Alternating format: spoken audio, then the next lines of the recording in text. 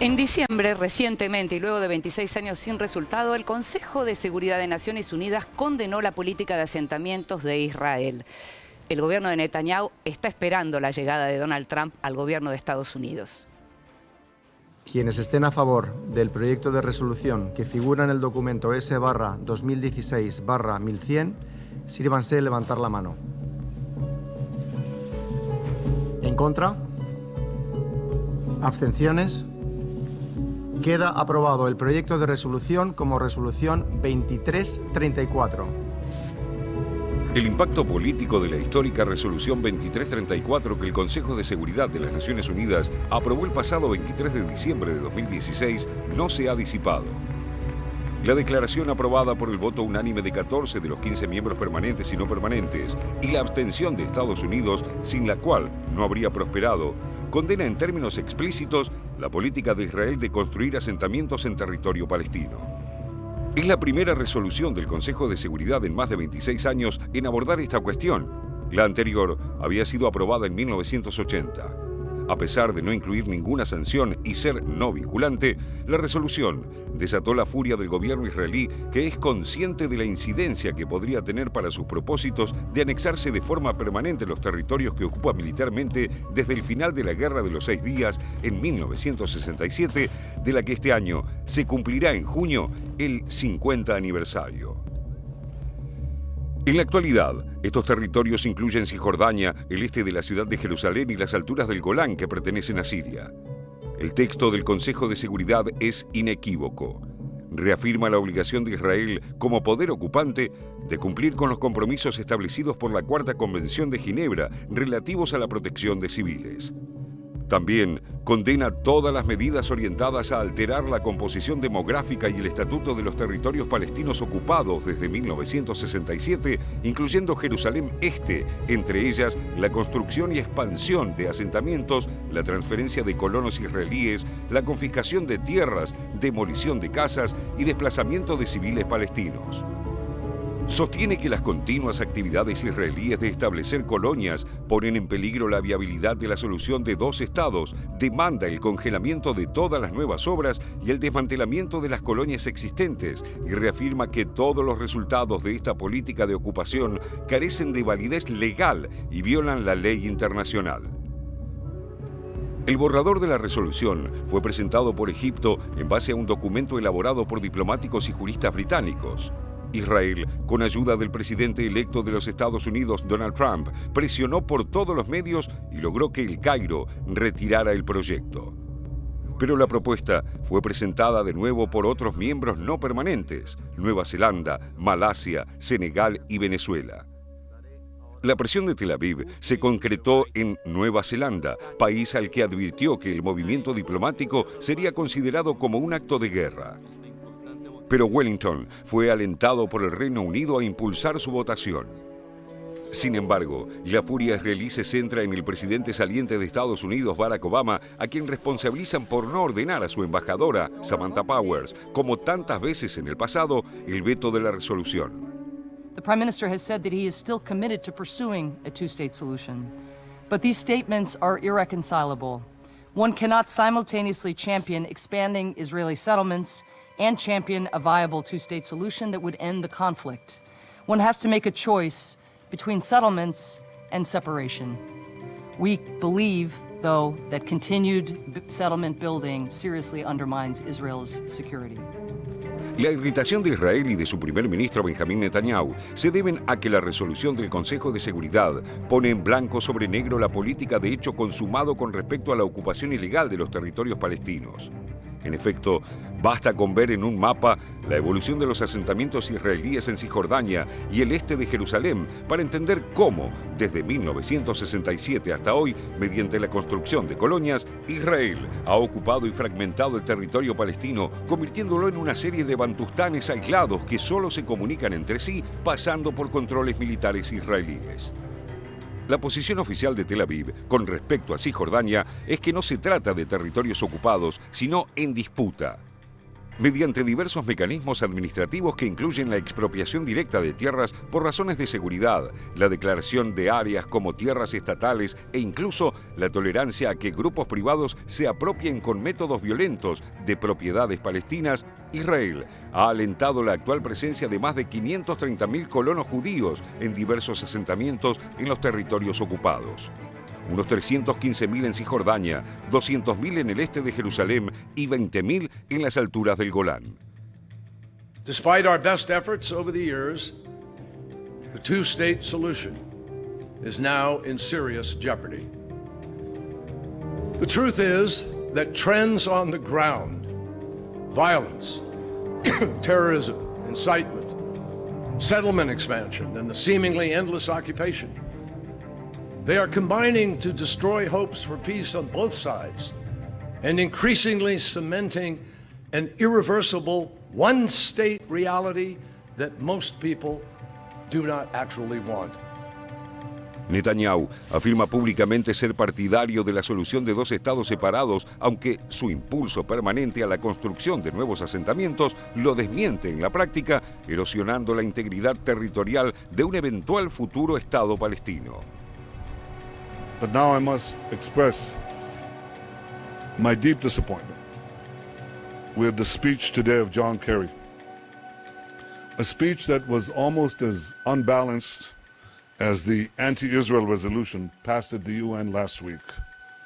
In a speech ostensibly about peace between Israelis and Palestinians, Secretary Kerry paid lip service to the unremitting campaign of terrorism that has been waged by the Palestinians against the Jewish state for nearly a century. What he did was to spend most of his speech blaming Israel for the lack of peace, by passionately condemning a policy of enabling Jews to live in their historic homeland and in their eternal capital, Jerusalem. Las últimas conversaciones de paz directas entre israelíes y palestinos colapsaron en abril de 2014 y ningún esfuerzo adicional se hizo para retomar esas conversaciones. Ahora, Netanyahu espera confiado que después del 20 de enero, Donald Trump logre revertir los efectos de la resolución 2334. Aseguran que el canciller John Kerry, todavía es el canciller hasta el 20 de enero, hacía 2 años que quería pronunciar un discurso duro contra Israel y que el gobierno de Obama lo venía frenando. La situación entre el gobierno de Obama y el gobierno de Netanyahu nunca fue buena, pero lo venían frenando. Aparentemente, luego de esta cuestión, esta resolución en Naciones Unidas, finalmente le permitieron hablar a Kerry. Cuando Kerry habló, dio tal vez el discurso más duro que se recuerda desde Estados Unidos, desde un funcionario de tan alto rango en Estados Unidos, contra el gobierno de Israel. Y dijo que si Israel está apuntando a una solución de un Estado, finalmente a un Estado, va a tener que elegir entre ser un Estado judío o un Estado democrático. Las dos cosas a la vez no va a poder. Durísimo. Una imagen durísima, además de decir que la coalición de Netanyahu es la más a la derecha que ha tenido nunca la historia de Israel y demás. Un montón de otras cuestiones. A todo esto, Donald Trump contestó, como diría Jorge, vía Twitter, que es su vía de comunicación directa, y donde dijo, resistan, el 20 de enero ya llega. El 20 de enero ya llega David Friedman, que es el embajador nombrado por Donald Trump para Israel. Un embajador que hará su debut en la carrera diplomática, porque en realidad es un abogado especialista en bancarrotas y le ha solucionado los problemas a Trump en los casinos de Atlantic City. Este hombre va dispuesto a trasladar la sede diplomática de los Estados Unidos de Tel Aviv a Jerusalén. Desde 1995 en los Estados Unidos rige una ley por la cual cada presidente puede decidir si la sede de la embajada está en Tel Aviv, que es la capital reconocida por todo el mundo, o Jerusalén, que es justamente foco de disputa. En este caso, este embajador ha decidido, al menos ha dicho, que trasladará la sede diplomática, lo cual evidentemente creará un conflicto. Los Estados Unidos se abstuvieron, pero hay una realidad. En el Consejo de Seguridad de las Naciones Unidas, los Estados Unidos tienen poder de veto.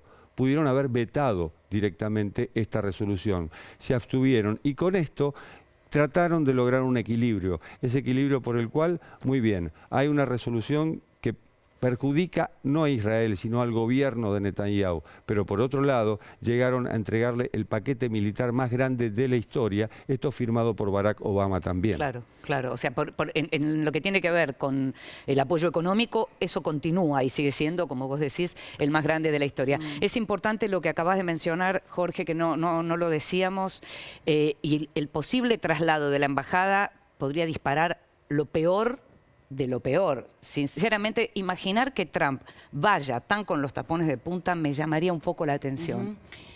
A ver, es tan complejo este tema y apela tanto a los sentimientos de uno y otro lado, pero hay datos muy concretos. Una cosa es el derecho, que a veces se confunde, el derecho de Israel a establecer su propia defensa, y otra también es la política que has ejercido después de sus victorias, sobre todo en la de 1967, ¿no?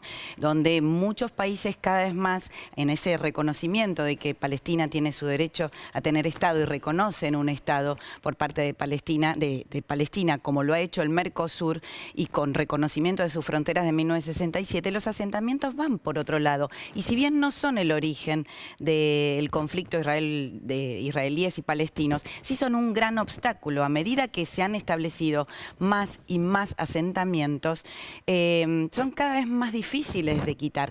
Toda la comunidad internacional, o la mayoría de la comunidad internacional, inclusive los presidentes de los Estados Unidos, consideran que estos asentamientos no solo no son legales, sino que no colaboran al proceso de paz, lo empeoran. Ahora bien, también la ley de los israelíes muchas veces no los legaliza. Por eso de ahí el peligro que surge con situaciones que se enmarcan en este contexto y que van acompañadas temporalmente, y yo creo que no son casuales en el marco de esta resolución, que, insisto, Obama es el que queda, atrapado en esta pelea casi personal entre él y Netanyahu. Pero a ver, hay un antecedente en estos días que tiene que ver con el asentamiento de Amoná. Es una colonia judía que se ha establecido sobre propiedades concretamente y muy probatorias de tierras palestinas. Son palestinos que en tierras privadas, no hay duda.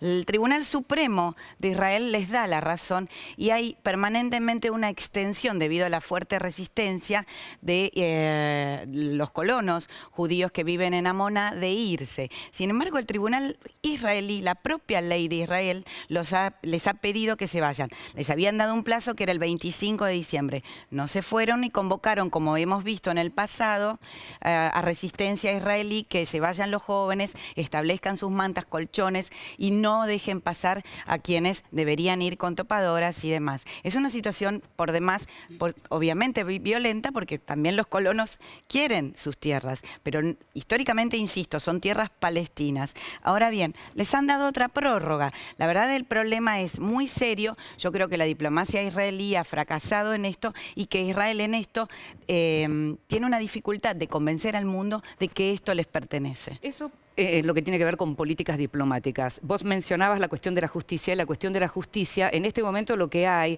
es como una gran grieta social en lo que tiene que ver con el vínculo justamente con la cuestión palestina. Vos en Israel muchas veces hablas con la gente y lo que te dicen es que se divide derecha e izquierda en lo que tiene que ver con la relación con los palestinos, precisamente. Y en estos días, justamente, también la justicia condenó a un soldado israelí que mató a un muchacho palestino que había atacado a un compañero del soldado israelí.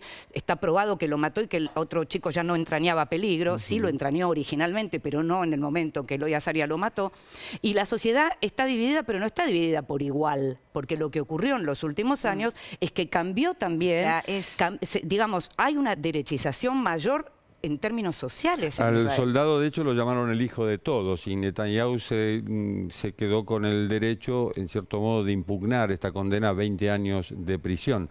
La realidad es que el tema de los asentamientos, a mí me tocó estar en la desconexión de 2005, cuando Ariel Sharon dispuso justamente que se liberaran los territorios, sobre todo de la Franja de Gaza, parte de Cisjordania, pero sobre todo la Franja de Gaza. Es muy doloroso para las familias esto.